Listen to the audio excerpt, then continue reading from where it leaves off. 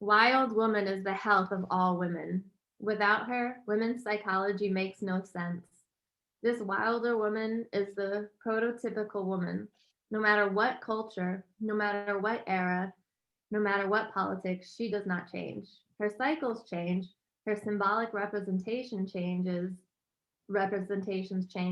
but in essence, she does not change. She is what she is, and she is whole. Um, so then she goes on to write, what are some of the feeling toned symptoms of a disrupted relationship with the wildish force in the psyche? To chronically feel, think, or act in any of the following ways is to have partially severed or lost entirely the relationship with the deep instinctual psyche.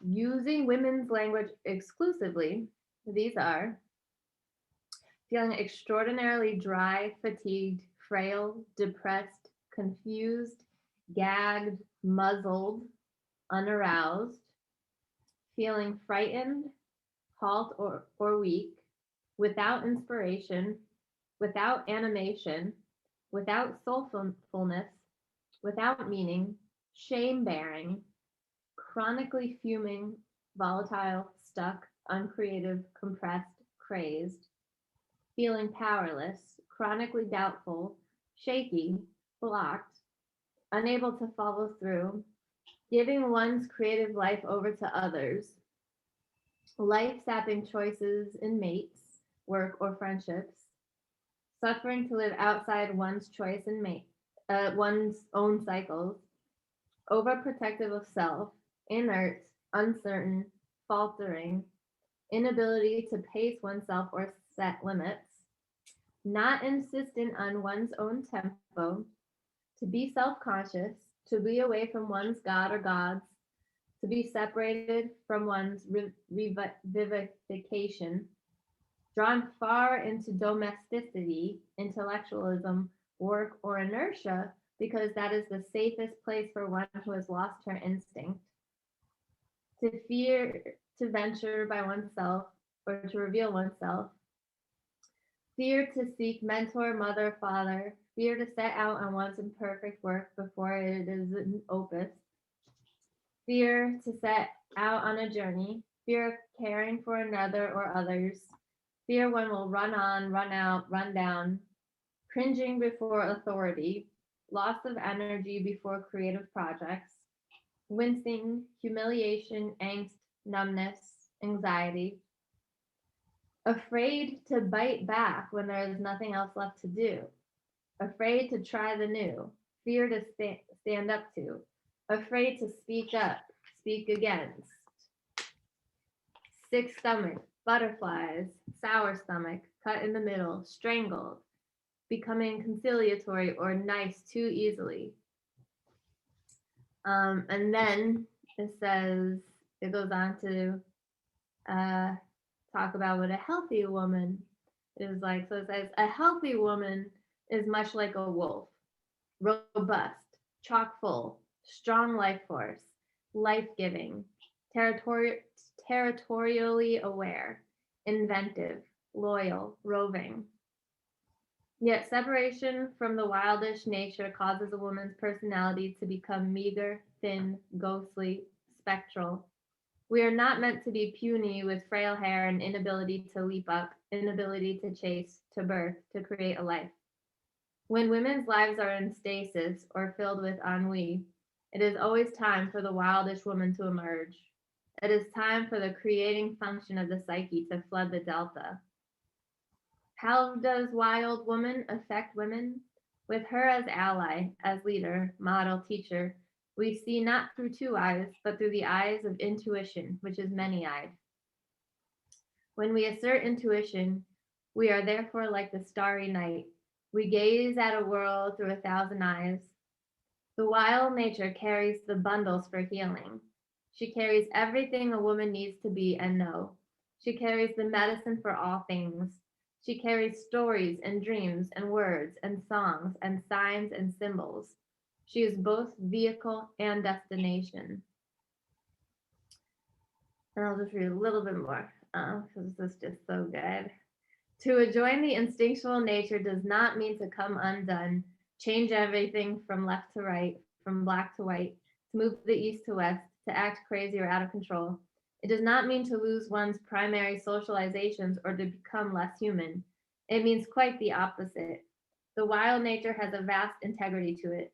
It means to establish territory, to find one's pack, to be in one's body with certainty and pride, regardless of the body's gifts and limitations, to speak and act in one's behalf, to be aware, alert, to draw on the innate feminine powers of intuition and sensing, to come into one's cycles, to find what belongs to rise with dignity, to retain as much consciousness as possible.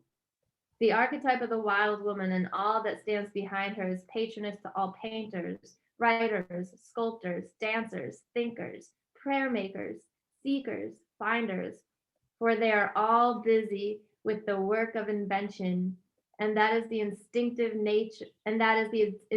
nature's main occupation. As in all art, she resides in the guts, not the head. She can track and run and summon and repel. She can sense camouflage and love deeply. She is intuitive, typical, and normative. She is utterly essential to women's health and soul health.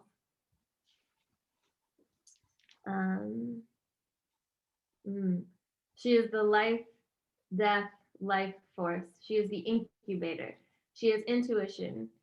She is farseer. She is deep listener. She is loyal heart. She encourages humans to remain multilingual, fluent in the languages of dreams, passion, and poetry. She whispers from night dreams. She leaves behind on the terrain of a woman's soul a coarse hair and muddy footprints. These fill women with longing to find her, free her, and love her. She is ideas, feelings, urges, and memory. She has been lost and half forgotten for a long, long time. She is the source, the light, the night, the dark, and the daybreak. She is the smell of good mud and the back leg of the fox. The birds which tell us secrets belong to her. She is the voice that says, this way, this way. She is the one who thunders after injustice. She is the one who turns like a great wheel. She is the maker of cycles. She is the one we leave home to look for. She is the one we come home to. She is the mucky root of all women. She is the things that keep us going when we think we're done for. She is the incubator of raw little ideas and deals. She is the mind which thinks us. We are the thoughts that she thinks. Yeah, goes on a bit, but I really love that juxtaposition provided of what happens when we're disconnected from that wildish force, and then what it feels like to reconcile with it.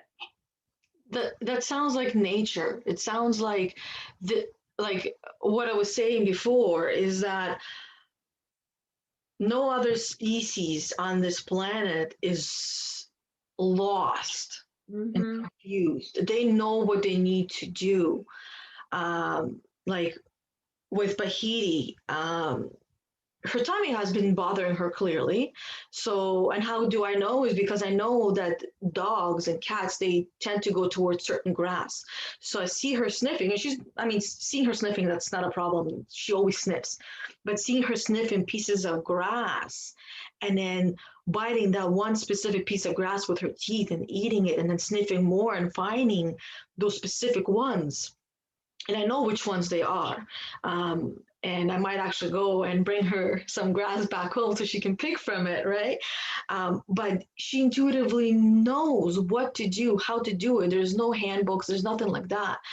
When we see dogs or cats or any kind of same species coming together, they don't sit down to have conversations.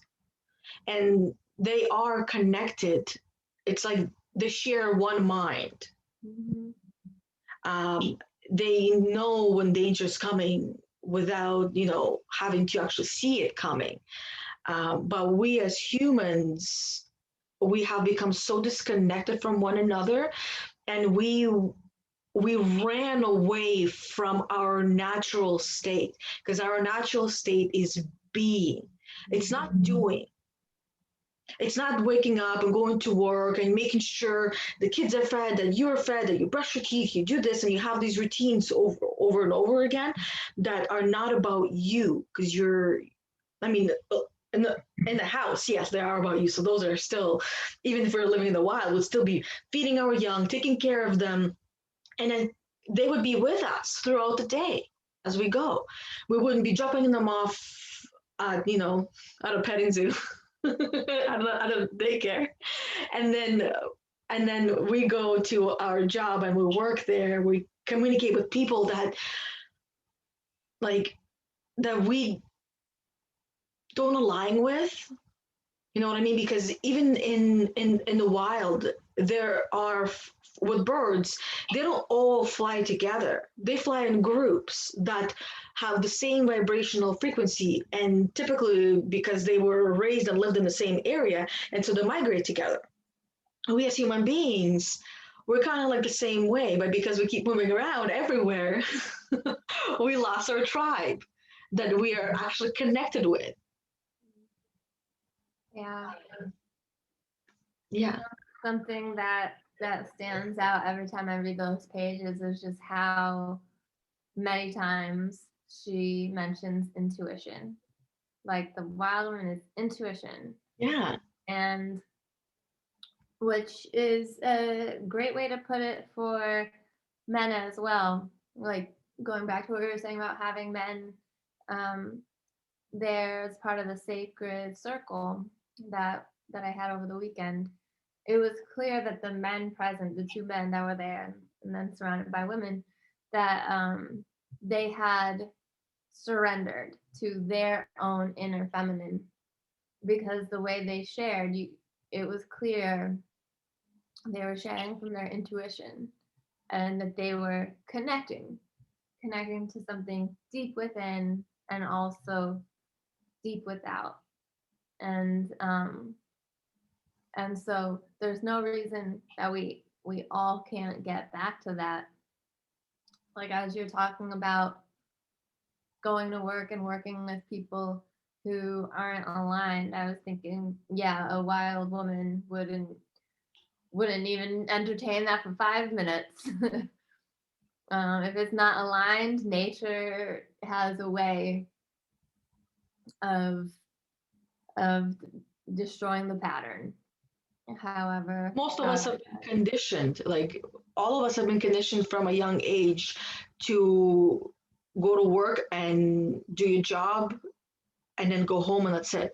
You're not there to make friends, right? You're not there to have fun. You're there to work and do your work.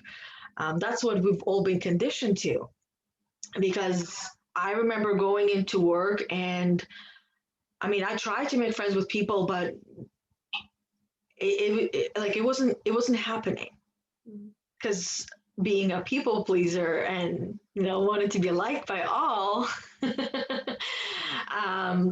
it wasn't happening, because you can't force what's not really meant to happen. And now looking back, none of the people that I worked with, like, there were a couple of people, yeah, that I could feel that connection with, but most of them were in management roles. So as management, you don't make friends with your employees because they work for you.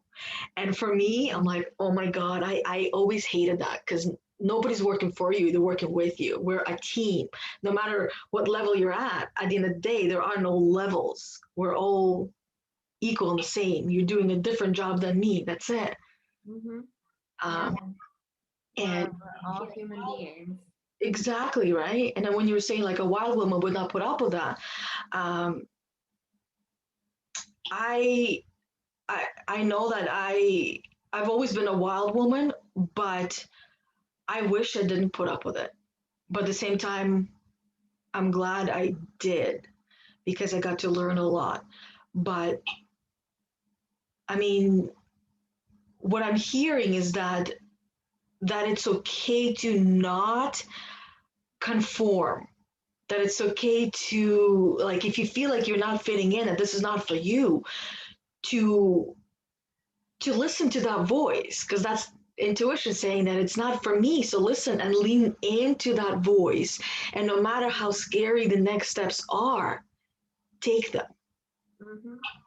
Yeah, that's one of the wording that really stands out to me is when she's describing when there's the disconnect from the wild, is she says not insistent on one's own tempo. Yeah. And that, when I first read that, it just kind of stayed in my head as a mantra to give me permission to be insistent on my own tempo, because we're cyclical creatures and we all have our different codes, whether it's our ELI profiles or our zodiacs, our sun, moon, rising signs, or whatever we look to for guidance of who we are.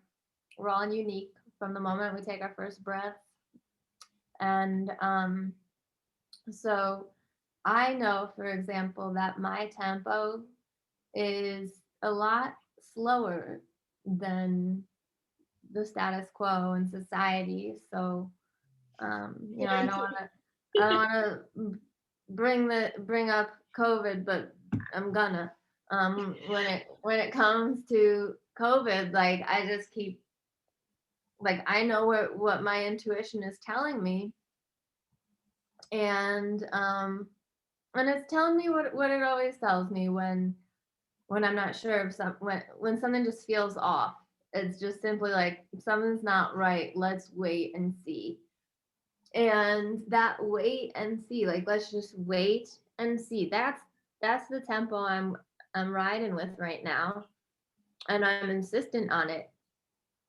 And it seems to be triggering people that I'm not rushing to make any decisions with my body, because it's what everybody else is,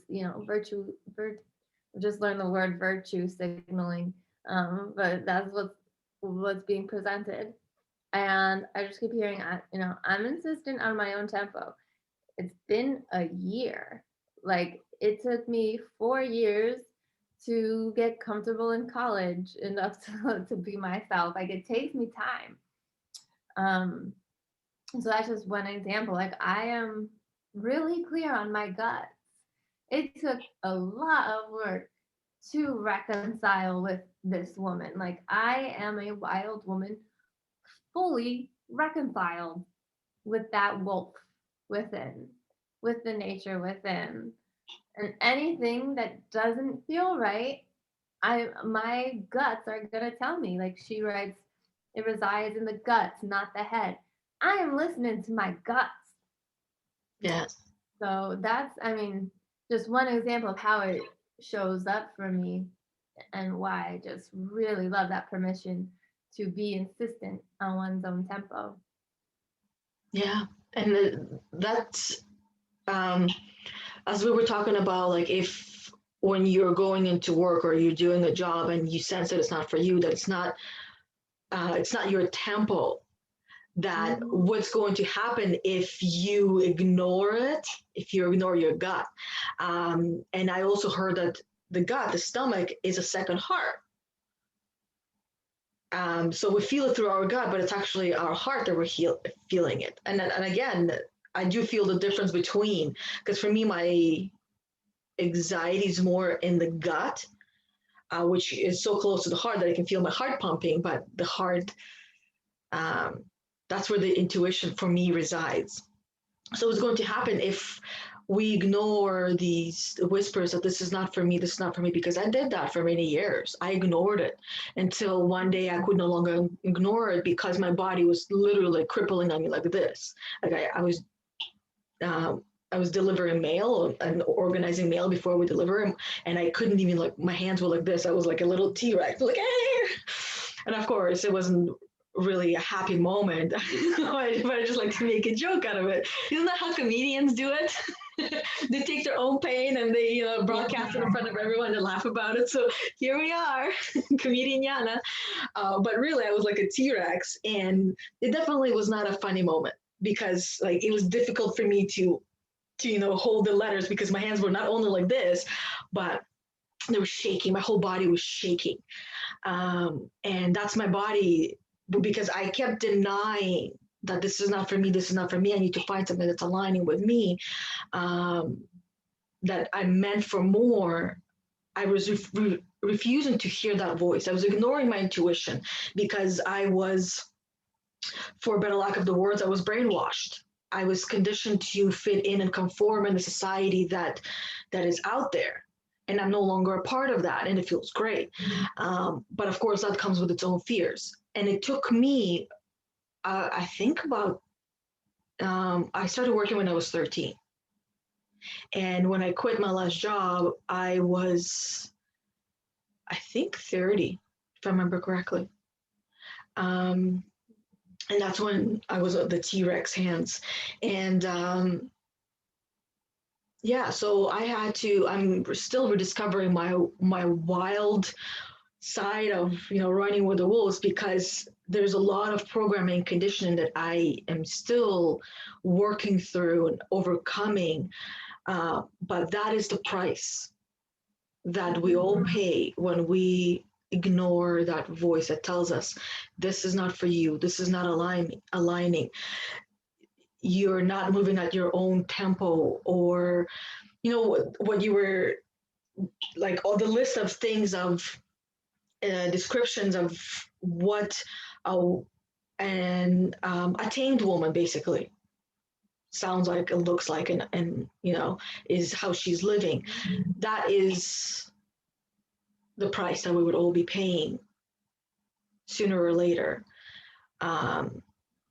when we finally wake up and this is when we ignore that voice and don't follow it, and then later we'll be working through all of that. And it's neither good or bad, because ignoring it is going to provide a lot of lessons. Following it is also going to provide a lot of lessons, because you're going to learn a lot of things as well. So either way you go, it's always going to be challenging. So there is no right or wrong. But if you are right now listening or watching and it's resonating with you, I would ask you to dig deeper into your intuition, because that's what I imagine will be coming up. And when I was hearing the first part of the conformed woman, that's how I was hearing it.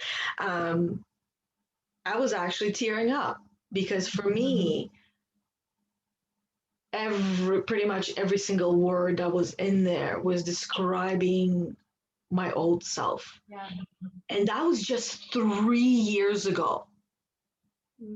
3 years ago, just to think about that, it's not that long ago, and yet it feels like it's a lifetime away. Like, that's how long it's been. And when I just sit and remember, it's just 3 years. No wonder I'm still working through things. And I gotta give myself, like, because I'm hard on myself, because again, society, right? And I'm hard on myself that, why aren't you this way already? It's been, how long has it been? Oh, 3 years. Oh, 3 years. That's not that long, right? How many years did it take me to get here? And I wasn't even aware. I wasn't even conscious. Now that I am conscious, it won't take me as long. But I gotta be patient with myself and allow myself to go on this journey, however long it takes, and going and doing it at my own pace or my own tempo, as you said. Okay. Honoring your cycles, like, what is time? Who's creating, like, what's long, what's short? It's all made up.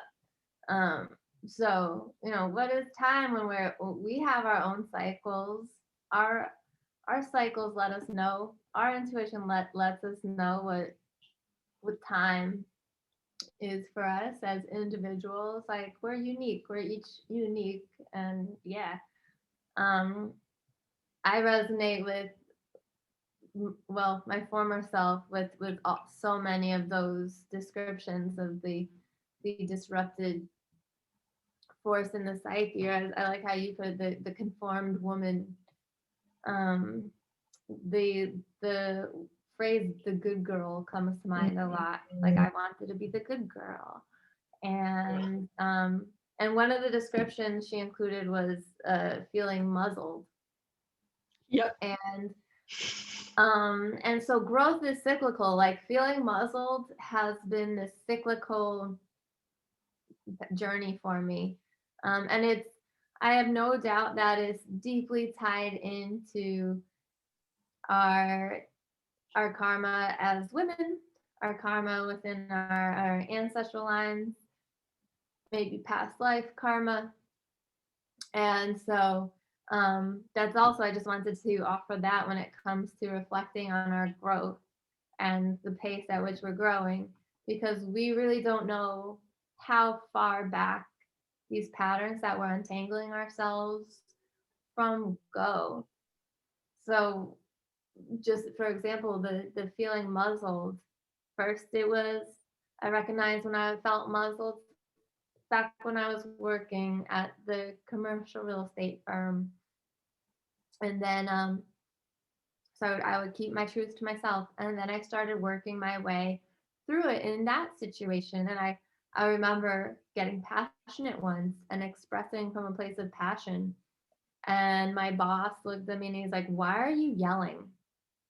And it just like popped my, like, I was this balloon, and he just popped my balloon with that, because I didn't realize that I was yelling. If I was, the men around me they would yell all day, every day about sports or the stock market. So it was a shock to me, and the muzzle went back on.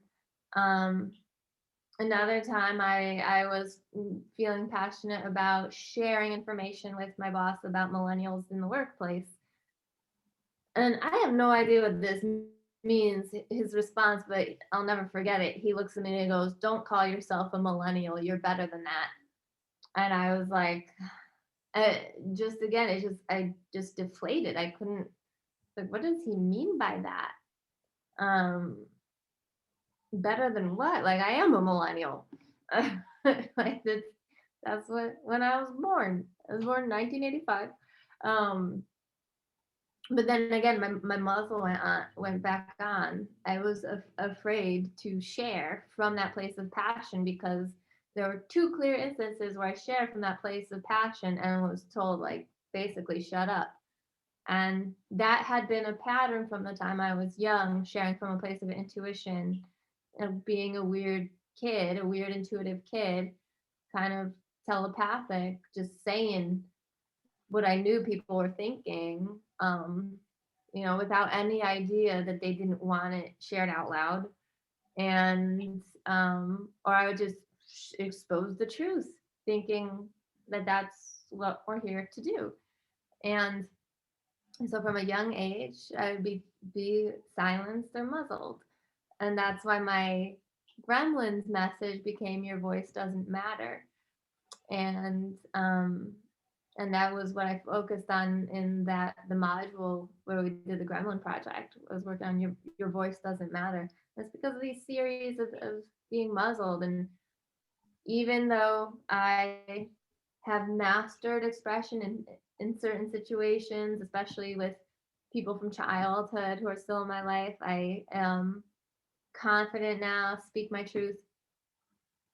Anytime a new, more complicated situation it presents itself, it comes right back, because even those people that I feel like I've mastered my expression around feel very strong opinions about the latest in our species, complex, the challenges we face. And for me, it's not even a matter of opinion, it's my intuition. And I still feel that when I express from that place, I'm told things again that make me want to hide, like, you don't believe in science, and just some other accusations.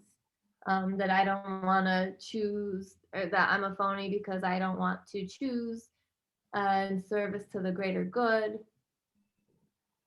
because I just want to chill and wait and hold off and see what happens, see how everything shakes out. So it's a cyclical journey, and even though I've spent so much time and so much work on myself, unblocking my throat chakra, being able to express, knowing, trusting that in each moment I'll have the words, I'll have the confidence. When those moments come, it's not always straightforward, because the world keeps changing pretty rapidly. So yeah, that Yeah. definitely a cyclical journey. I wrote down that even the wild woman feels and faces challenges. Mm-hmm. Yeah. Just because, um, how do I put it? Just because she is now healed and is herself and is tuned into herself doesn't mean that the past is not going to come back. Mm-hmm. Right, to whether we feel it in the body or it comes to the mind, memories, it's always going to be a part of us. But over time, they start to lose their power. And it's not from the first time, it's not from the second time, it's not from the third, although it could be. But the more you face similar or the same challenge that pushes a button or brings something up for you, the more you overcome it, the less power it's going to have, which means that eventually you won't have any power. Mm-hmm. Right? And then one of the things I also wrote down earlier, as you were reading the healed version of The Wild Woman, as I was listening to them, I have this habit now where if I hear a sentence or a phrase being said in a way that is not supportive for me and not supporting me, I change it. So I would just change them into I am statements. Yeah, nice. What she was saying is like, when the wild woman is this, wild woman is that, wild woman is this, wild woman is that. So when she was talking about that, I kept changing it to I am this, I am that, and changing each and every one into I am statements. So I thought, that's why I wrote it down, because I wrote it down so I don't forget it, so I can mention it to everyone, that you can make your own I am statements based on what you've heard, and you can rewind back, watch from the beginning, pause as you go, write it down, the ones that stood out to you the most, the ones that were energetically charged, I guess is the way that I would describe it, is when you feel that that heat or that excitement within you, that it resonates with you, or this is what you want. So write each one of them down as I am statements. And then what I typically like to do is I was going to say either read them, but whenever it comes time to reading, I'm not, that's not my favorite thing to do. My favorite thing to do is just, put it in my ears and listen to it.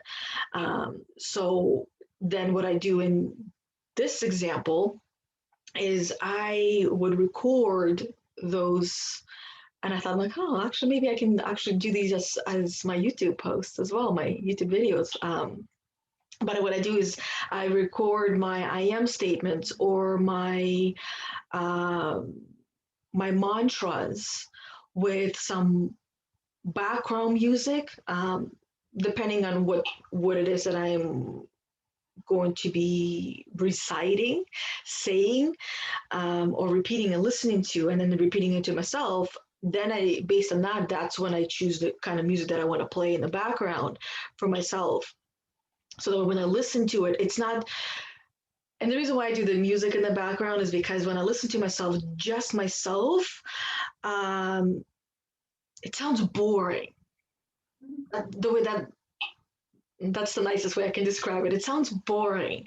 Even though I use my tones and everything, it still sounds a little bit, boring because there's no filler in the background. Sometimes I'll record in the bathroom, running away from the kids, so you can kind of hear the echo, and that's why I'm like adding music to it. It kind of silences the background and makes my voice stand out more. That's why I like also thinking of meditations. There's some meditations that don't have any background music, and I don't like those.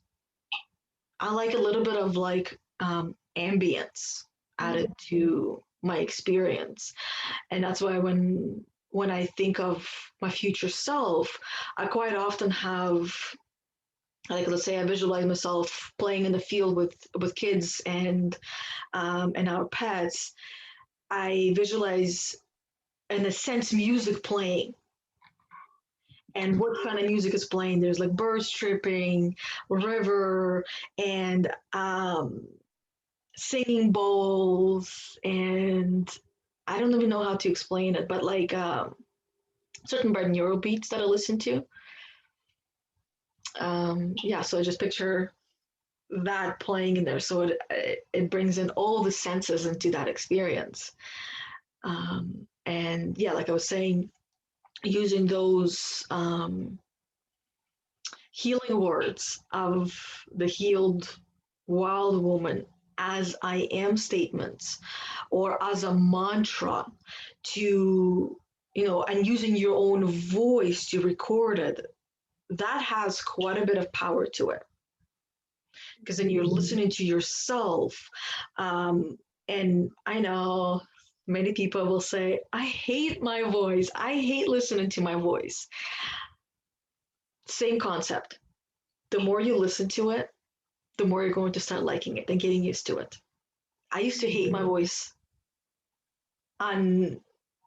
anywhere. Anytime there's a recording, I used to hate my voice. But the more I listened to it, the more I started accepting it and then liking it. And now, to me, it's just a voice. It's so funny that we all experience that, because to me, your voice is so soothing and medicinal. And like, wow, how could, like, even Yana hated the sound of her own voice? Yes, I used to cringe. Like, oh, ew, and my face anywhere. I used to hate taking pictures. Yeah. And if that is coming up for anyone, that could be the first affirmation. I love the sound of my own voice. That's what I included in my. I have affirmations for each chakra, and for my throat chakra, that's what I would recite to myself. And just as with any other kind of intimate work we're doing with ourselves, it can be excruciating. Like if we're doing mirror work and we're saying lovely affirmations about ourselves in the mirror, it can really hurt at first. Or let's say we're starting at the root chakra, and simply saying, I am safe and secure. If we don't believe that, it might feel impossible to even get out at first. Yeah, for me it was. Yeah. It was. It's worth it. If you keep showing up, keep practicing the affirmations. Like I remember when it was time to start going live on Facebook. I just recently started going live on Instagram. That was a block for me. But yeah, the first time I sat there with my throat chakra affirmations and said, I love the sound of my own voice, I started crying and reverted back to, no, I hate the sound of my voice. But I kept showing up to the practice. That kind of practice, depending on what our gifts are. Like I have a really strong gift of clairaudience. So like things like language, affirmations, repetition, that works for me to integrate. So showing up to that practice daily and saying, I love the sound of my own voice.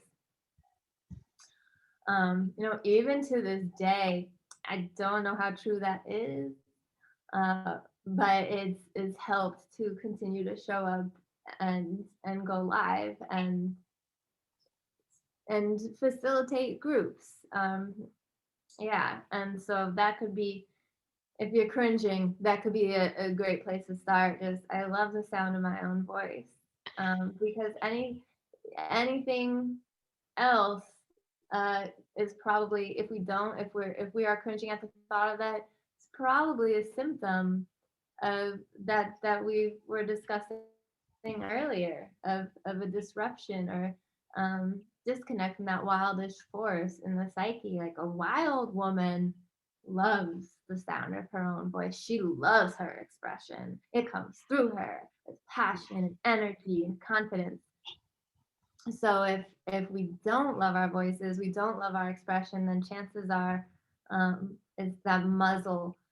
We're muzzling ourselves based on probably our past. I know for me, something that played a huge role in being embarrassed about the sound of my own voice was being mocked from Mm, real young. And it seemed like all women have been on the receiving end of this kind of mocking, and like the nature of this mocking. Um, I remember specific times at the dinner table when my oldest brother would be like, Rachel's like, "Nyeh, nyeh, nyeh," and he would do this really irritating voice. And I'd be like, dear God, is that what I sound like? And I was like, I don't ever want to speak again if that's how I come across. And really, it was probably because I was just revealing truths that he wasn't comfortable with. And, but I definitely took it to heart and try to revise my behavior and revise who I am and conform to the good girl who wouldn't. I would I would minimize to avoid being mocked because I didn't have the tools then to navigate it. Nobody stuck up for me. Nobody informed him that that's actually sexist and rude, and nobody, and a double standard. Nobody does that to him when he speaks, no matter how whiny he would sound. Um, so things like that can really impact us. And I have a feeling so many women relate to being mocked like that anytime we express either passion, righteous anger, or deeply buried truths. And those truths deserve to find their way up from our guts, out of our mouths, yeah, deserve to be heard. yeah, we do. And as I was hearing you talk, especially about your brother mocking you, I got a boy and a girl. And I do see that it is one sided Mm. because he will kind of mock her once in a while. And of course, we stop, but she never mocks him. She's also older. She is a lot more in tuned. She's the definition of an empath. She feels, right? I can, like, when I feel like crap, physically, mentally, or emotionally, and I'm still putting on a face, pretending like everything is good. This Nothing gets past her. She's like, "Mommy, are you okay? What's wrong?" I'm okay. No, you're not. What's wrong? And I'm like, oh my God, you little bloodhound. um, and it also reminded me of parents mocking their children, Mm. yeah, but we think it's cute and adorable. And then the child lets us know, oh, stop that. I don't like that. And we mimic that. Yeah. Stop that. I don't like that. And then, so that muzzle is not only made by siblings, by parents, by doing something that we believe is cute for us. It is cute, but not for the child. And Mm-mm. that's why they tell us, because they are not vulgar, they're not mean, they're not harsh. They don't tell us in a harsh way. They let us know in a very whiny way that for some reason causes the parent to mimic that as well. And and I wanted to say that, and I want to share that I too have been guilty of that. And once in a while, I catch myself wanting to do it because the way that they say something is just so cute and adorable. And I want to reflect it back to them. And not in a mean way, but in a way it's like, oh my God, it's so cute and adorable. I want to repeat it myself. And I want you to hear how adorable you sound. But to them, that's not how they take it. So I don't do that anymore because I recognize that it's kind of like it's a program, I guess, or part of the program. And it made me feel selfish that, I'm mocking and laughing at someone at their expense and not laughing with them. Right. So that's where I stop. Like I stop before it actually happens. But I remember doing that before. And that's why I'm able to remember how it feels, that it feels like it's really fun and, and cute and adorable for me as a parent. But then remembering the child, and all of us are able to bring back that moment and remember that moment and feel that moment of how the child reacted and how perhaps their energy might have shifted within that moment if we just pause for a little bit and think about it for a while. A while can be a couple of seconds or a couple of minutes if that's what you want, right? And there was something that, because we were talking about voice and how people don't like their voice and how they feel annoyed or they hate their voice. And what came up for me as I was listening to you share about the muzzle as well is that I'm sure we've all heard the saying where as a child, I know I would say, nobody loves me, none of my friends care for me, none of my friends love me. I don't think anybody in the world loves me. And the response I would get from adults typically would be that there's always someone in the world that is head over heels for you. They're just waiting to see you. So that same concept can be applied to our voice, that there are people in the world who are waiting to hear our voice and they will fall in love with our voice, even though we might not like it, but there's people that are going to love it.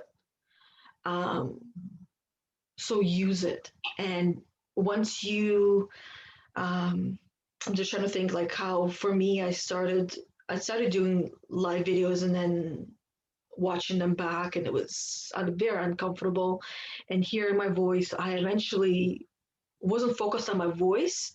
I was focused on my face.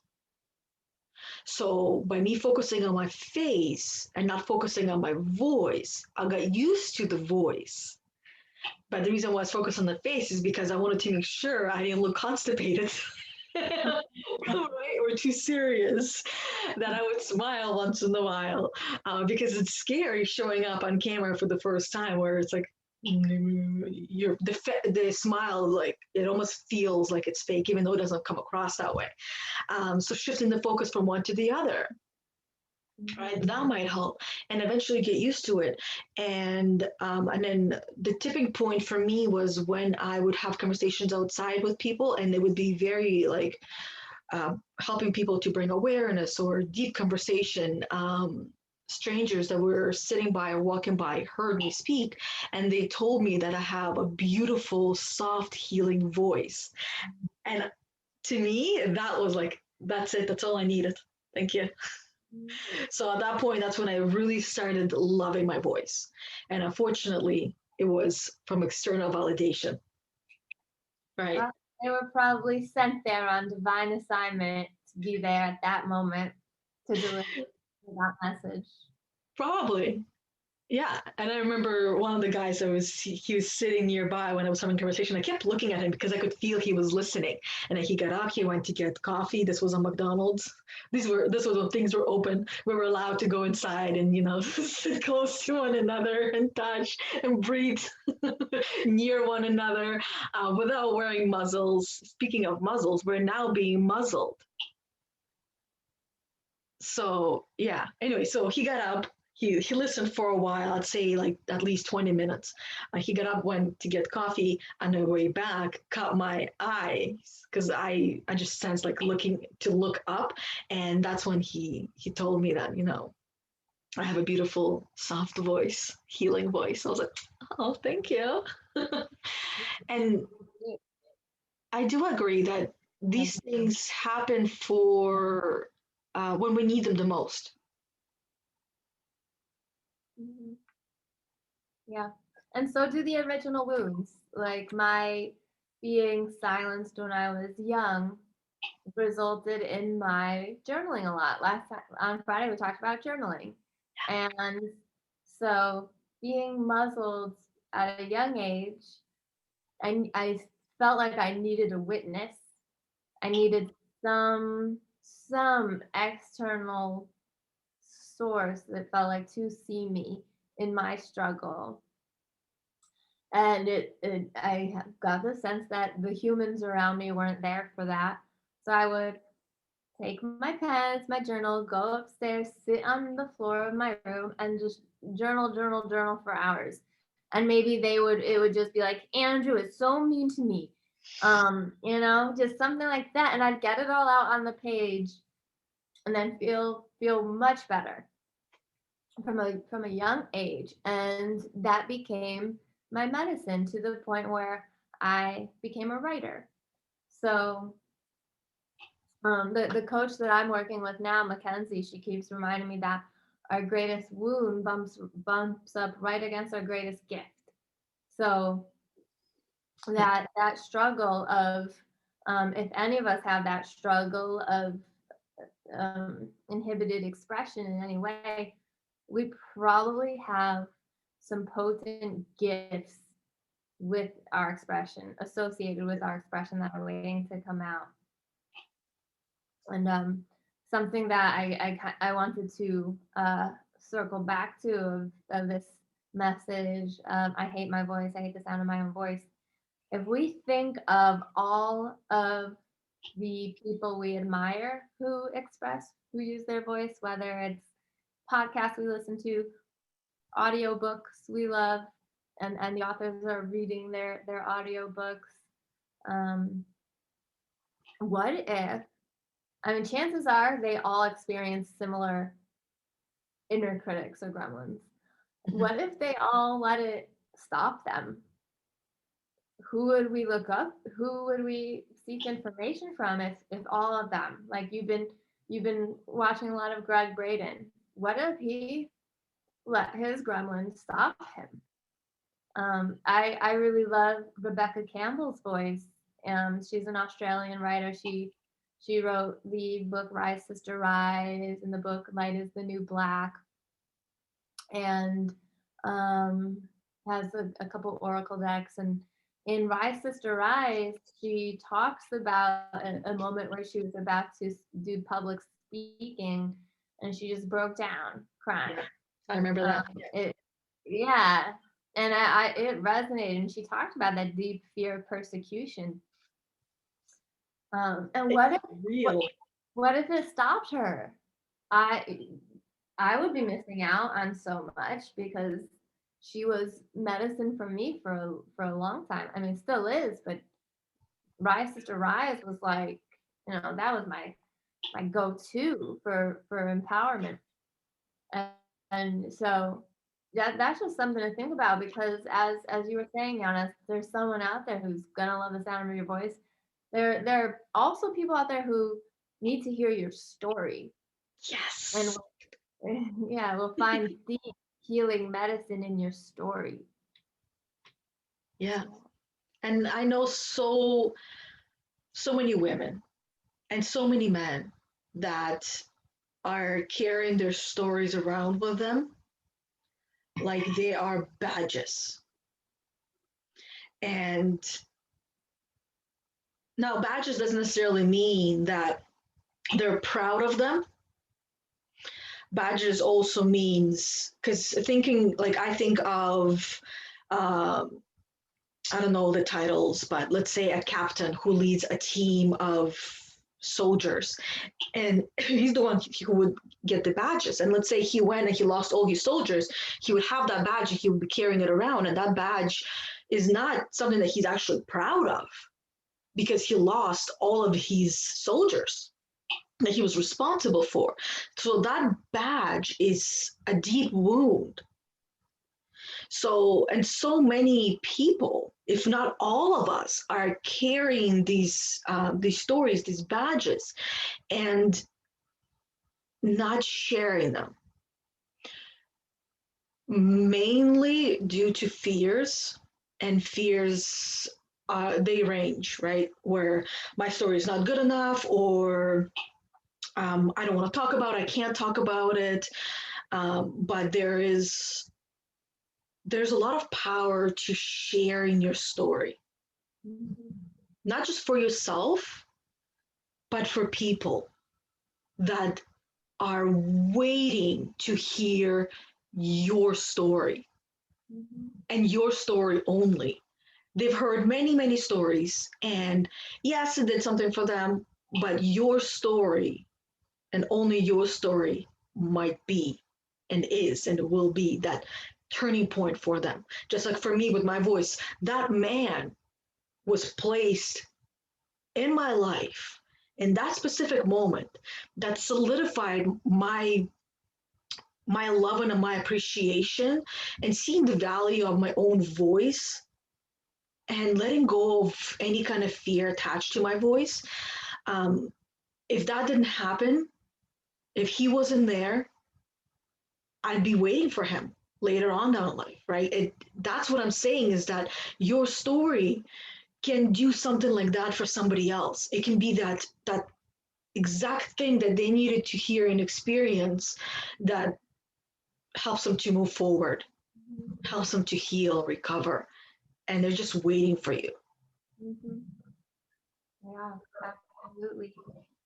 I know in coach training, we spoke about the victim to victory story.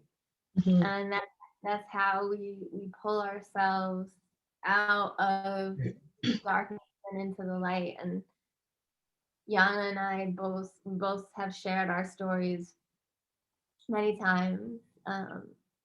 We've both been deep into victim, and that story.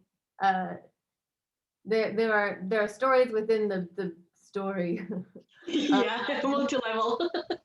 Yeah, this is a multi-dimensional thing here. There's when we hear our stories too. So sometimes even just hearing ourselves repeating our stories, like, oh, this always happens to me. I always meet these men who turn out to be abusive, or whatever the story that I'm telling myself over and over. Maybe eventually I hear it, and for what it is, just a story that I'm just recreating. And then from there, I can move out of victim on the path of victory. And that's where it becomes really empowering to others to share, because so many of us, like the work Yana and I do as coaches, we hear a lot of the stories that hold people back, the stories that people are telling themselves, whether it's I'm not good enough, or people always leave me, I'm always abandoned, I'm always left out, I'm always alone, whatever it is. We hear them, and we hear them as a story. It's just a story that we create from an interpretation of a situation. It's an opinion, and then it starts repeating. And when we're able to catch ourselves, hear that story, and then alchemize it, transform it into something empowering, that story is keeping us in the dark, is keeping us repeating these patterns. I'm always this, I'm never this, I always lose, everybody hates me because XYZ, and whatever we're creating. And we've all been there. It's so human. And it's the funny thing about it, whenever I say we've all been there, it's isolating.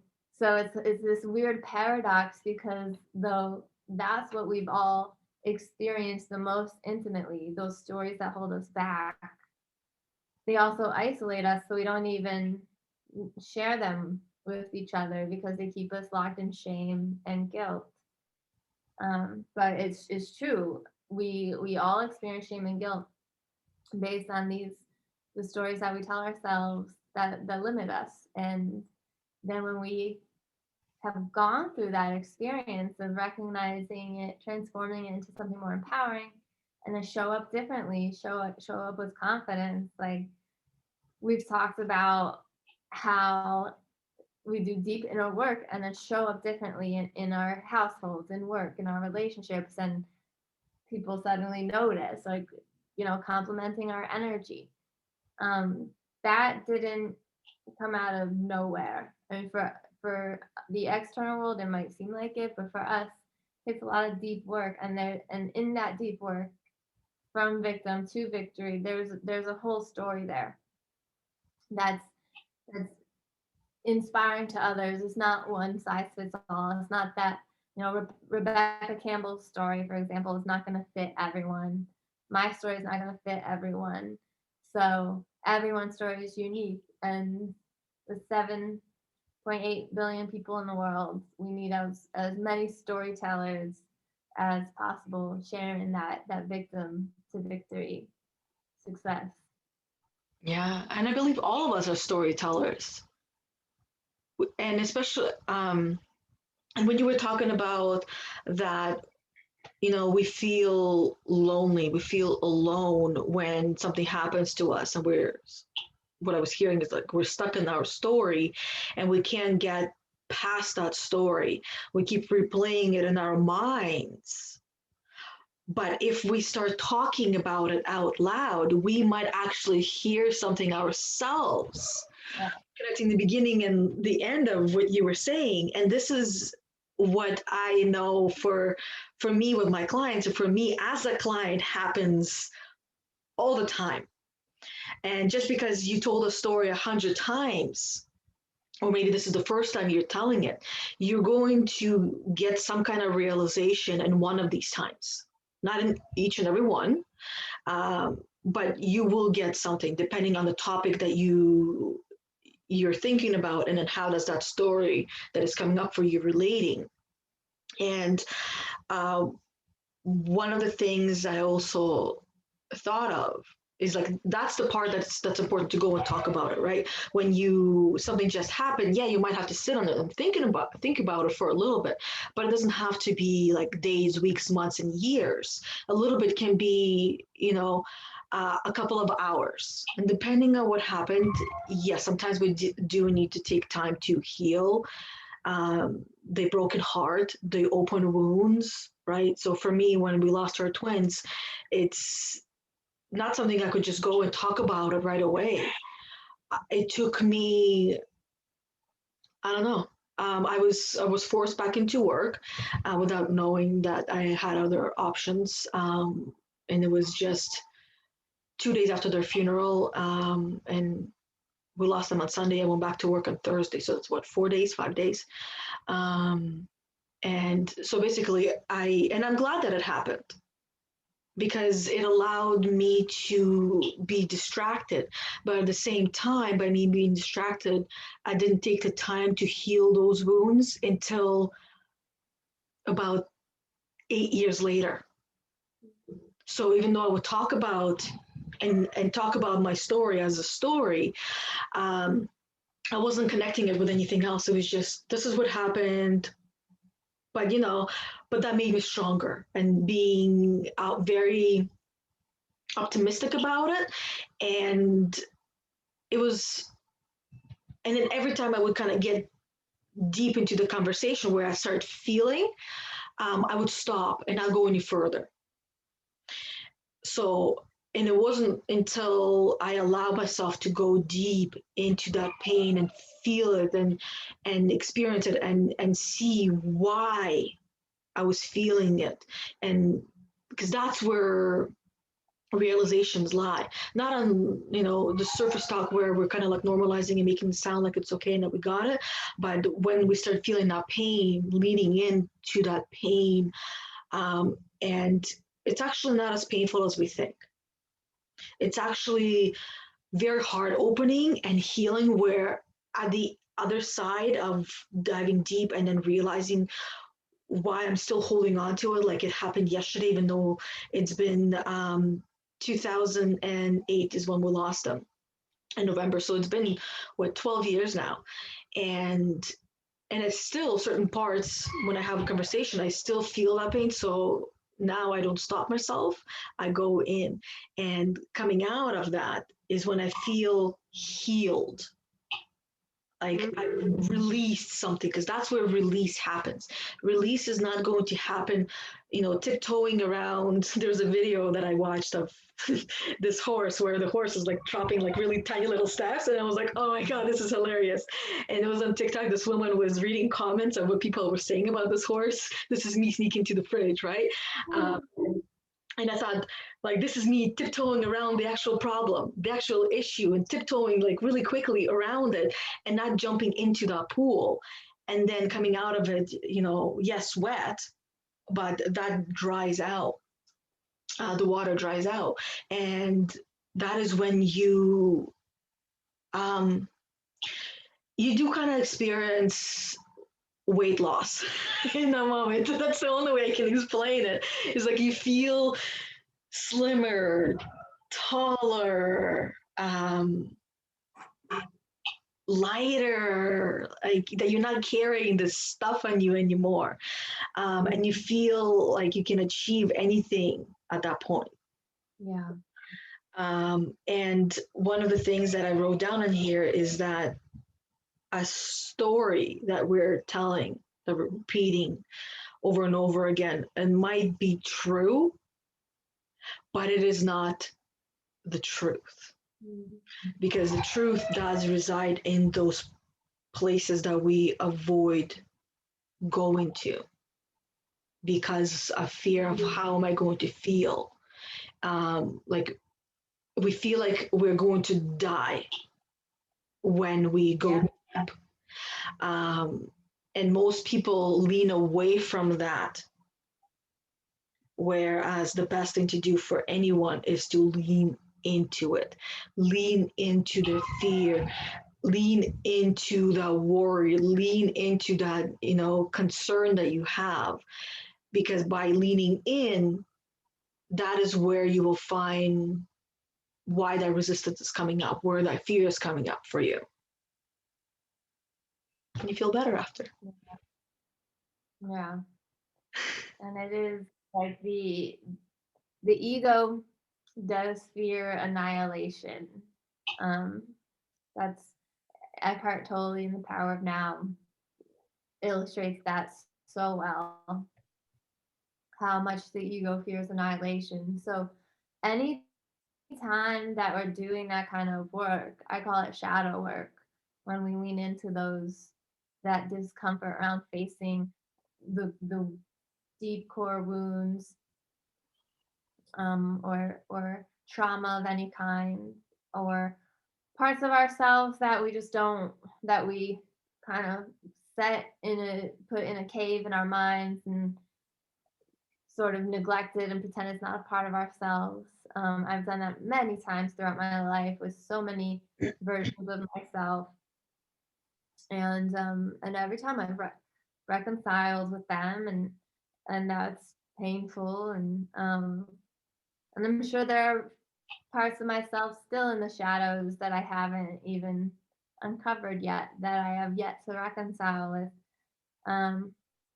But yeah, the ego puts those parts of ourselves there. They're just disconnected parts of ourselves that the ego buries in a cave somewhere within, because it thinks that it's protecting us, and because we judge difficult feelings as bad, or judge ourselves as not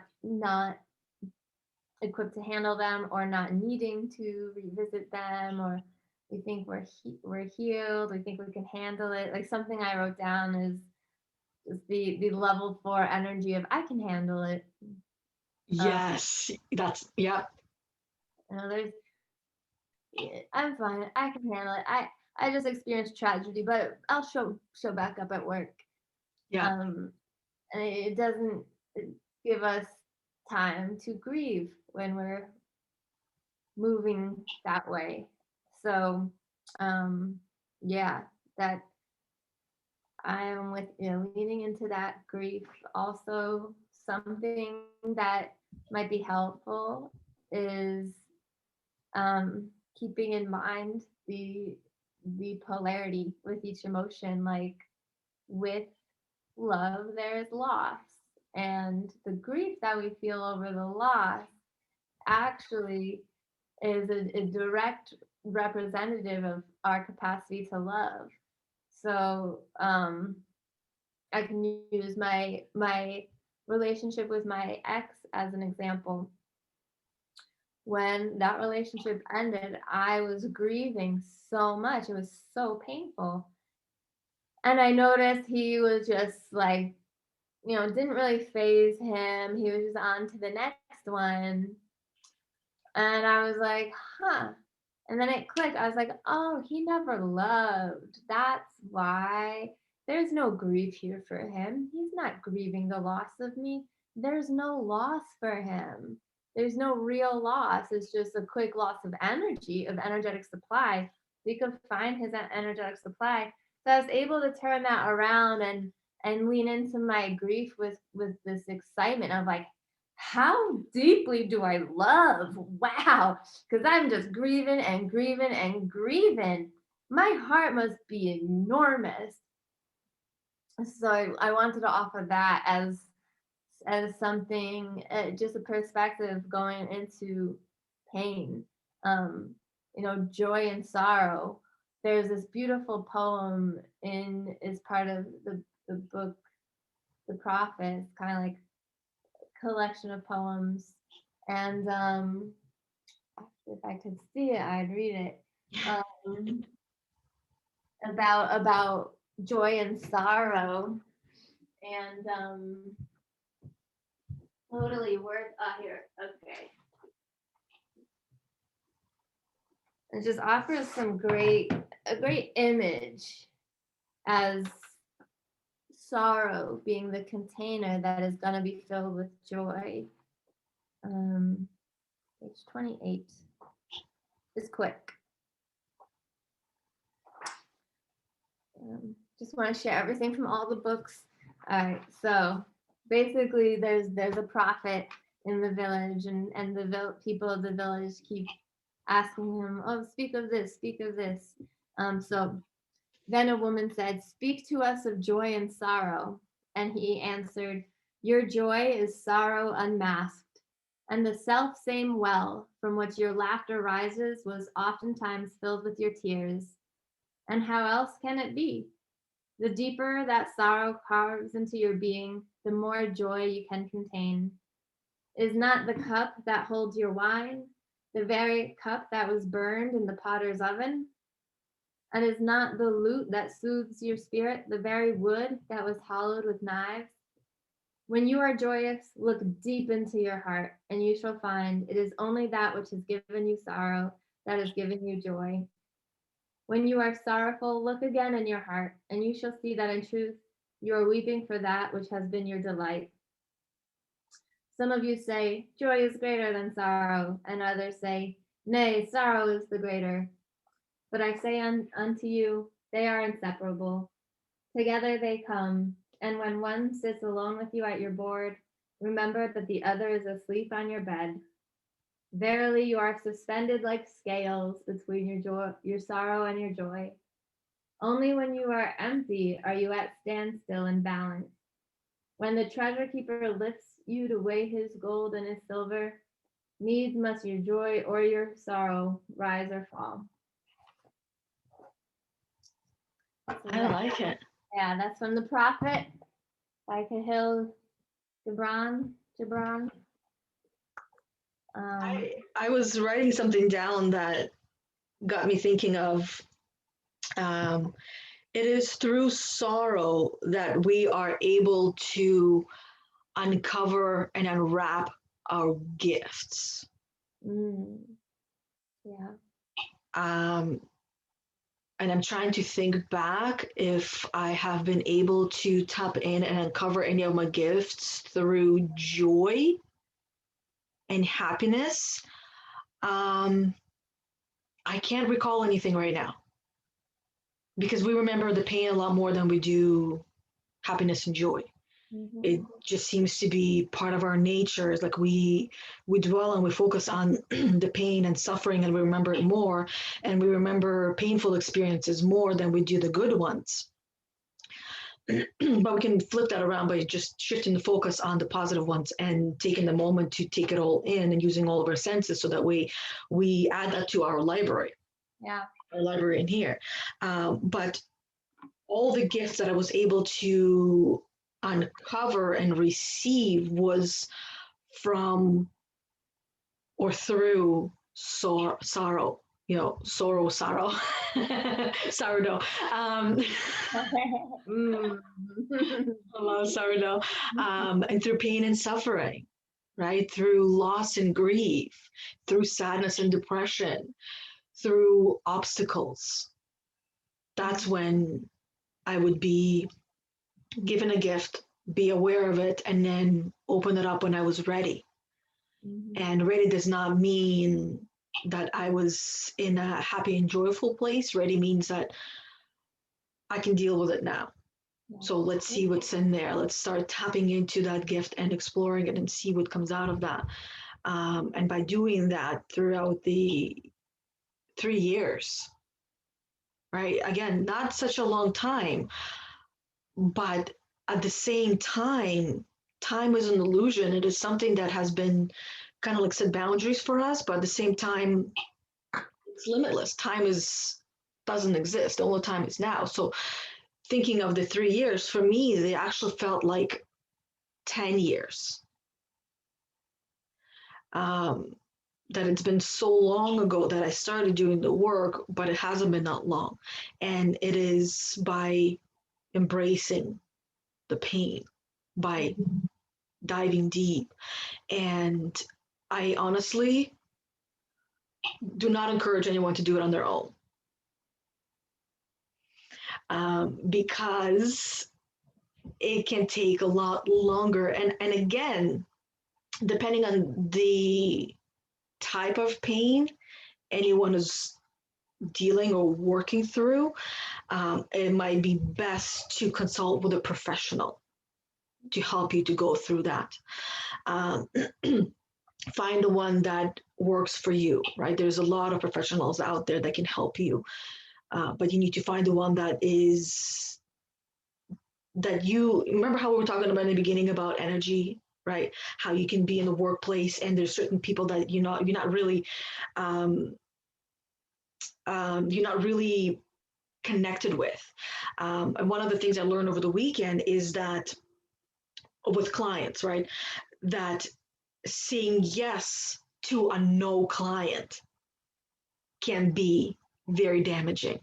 And any one of us who had this no client, we intuitively knew before we said yes that we should have said no. There were red flags, but being a people pleaser, we said yes to the no client. So now there's another bunch of wounds that we need to heal. Yeah.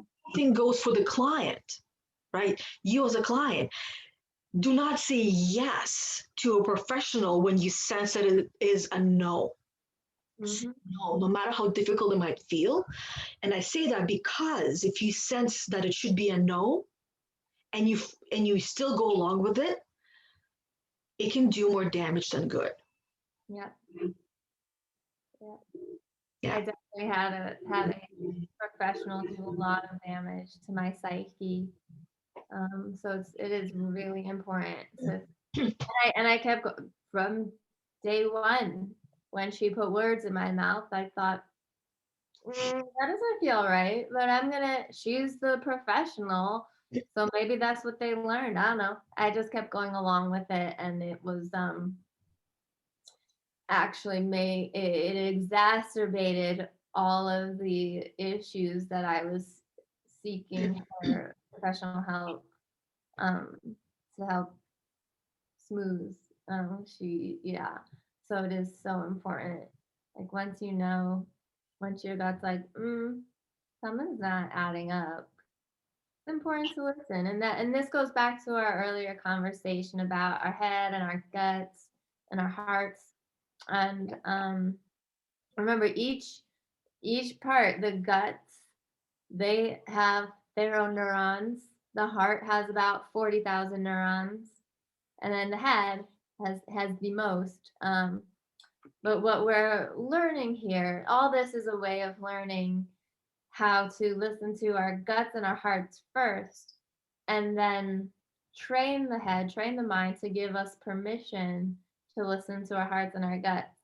Whereas the paradigm we've been living in, we've been using the head inappropriately to convince ourselves to stay in situations that aren't healthy, or to convince ourselves to stay quiet, stay muzzled. So that's an inappropriate use of the head. The head is here to watch our heart and be like, oh yeah, you sing, baby. Like you got a story to tell it. You got a song to sing it. And be that champion.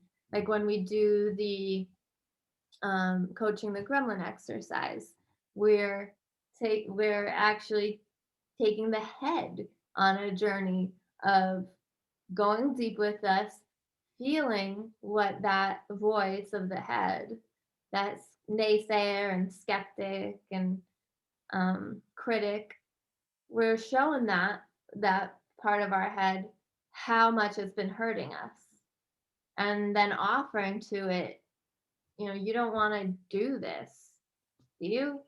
And it gives our head a chance to be like, I don't know, I don't want to keep hurting this soul, this beautiful being within this vessel. And then it gives the head a chance to come up with a new story to tell us that keeps us inspired, keeps us feeling whole and nourished.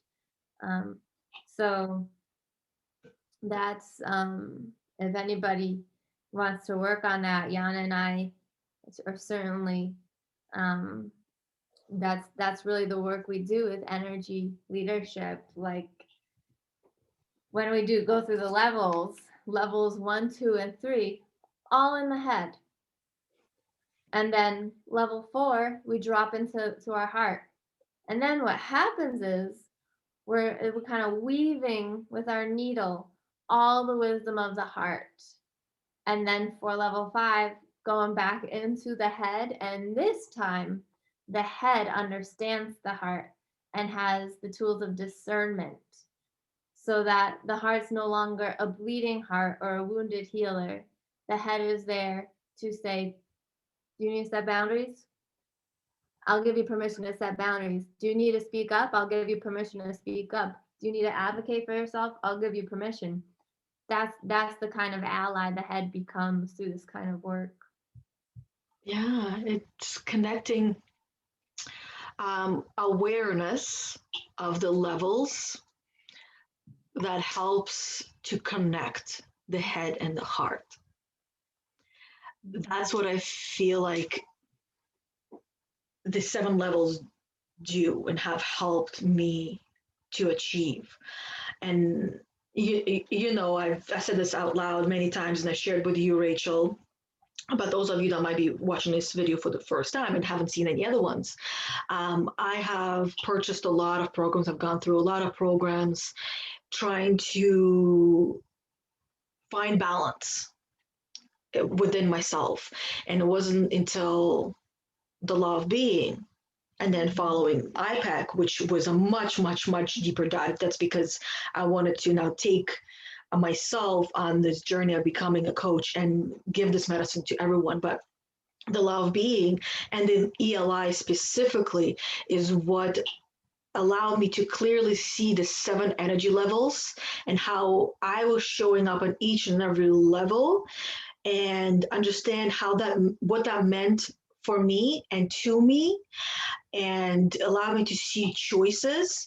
And by having access to conscious choices that are fairly simple once I spent time understanding them, and understanding them to me meant applying them into my life. Understanding and applying into my life also means what, when I'm watching a show, I'm like, well, what energy level is that? What are they really saying? Ooh, I can hear a block there. I can hear this there. Ooh, that's a gremlin speaking. Girl, we need to get that shit under control, right? So understanding everything that is in my world that I'm exposing myself to or being exposed to, but for the most part, I expose myself to things because nothing happens unless I allow that to happen.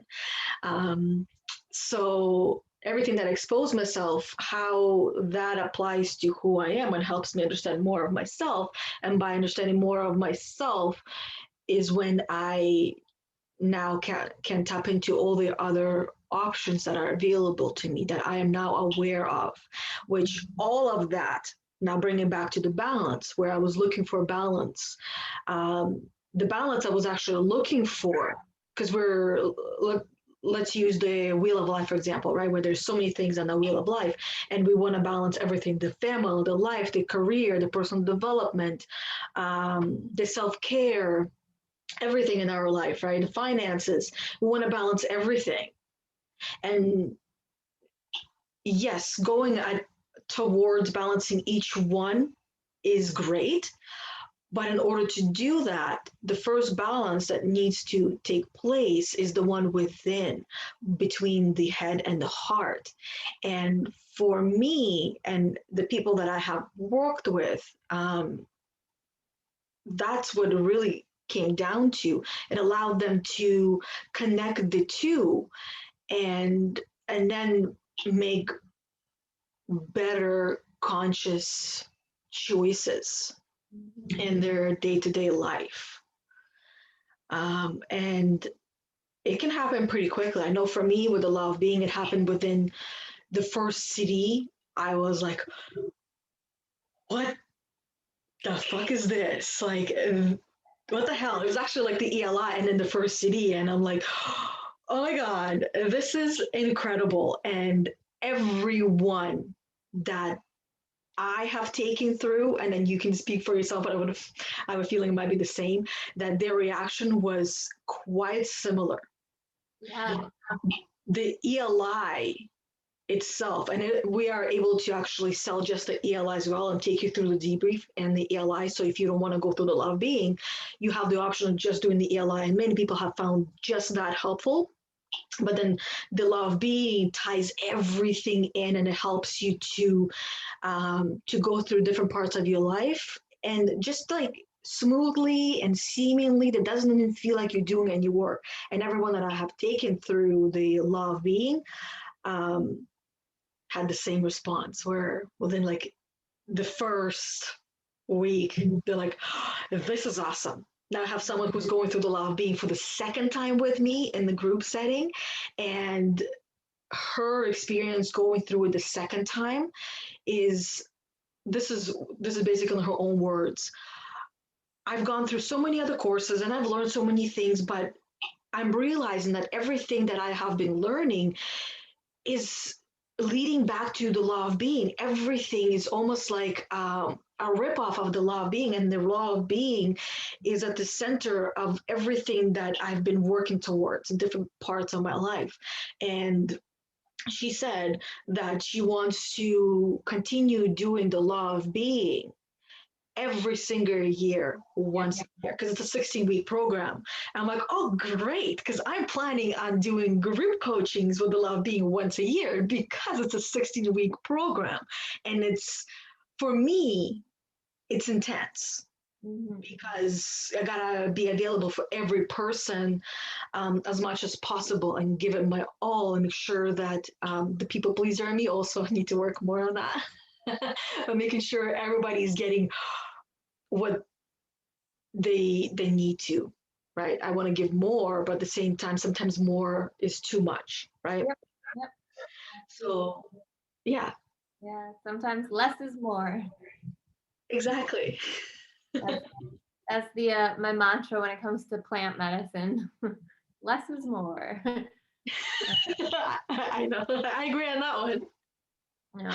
Or another phrase that I've heard quite often is keep it simple, stupid.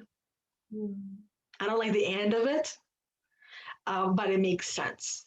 Yes. And what something I heard over the weekend that it takes a very intelligent person to create a simple program. Mm-hmm. Yep. And that got me thinking of the programs that I have purchased before that by me just opening them up, and seeing what's in there, like instantly overwhelmed me because there was so much in there. And I didn't even know like what to do, where to start. So sometimes I didn't even like there's a couple of programs that because there was so much I couldn't even get started because it just it's too much, right? Um, and and then when I heard that phrase over the weekend in the training, it reminded me of those trainers that might come across as very smart and very intelligent, but if that was the case, why would they need to say so much in each lesson that's like an hour-long lesson that doesn't even need to be in there, right? It should be this is the problem, or this is the topic, this is what we do, and then um, help you to uncover the action or teach you the action, and then action, and then you go and you do something. And it shouldn't be something that is like an hour-long lesson and I sit there and I watch for the whole hour.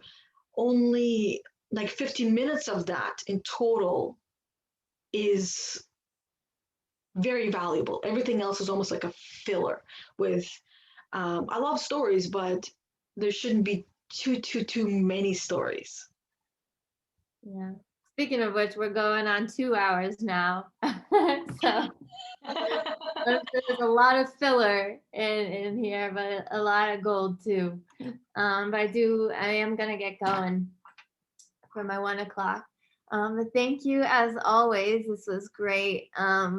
Really dug deep, got some great material that I'm gonna be looking through. So thank you. You're welcome, and thank you for the 2 hours out of your day. I know we recorded less than 2 hours because we were here before, just chatting. But as always, thank you, and go and run to your 1 o'clock. And until next week, bye. Bye. Bye.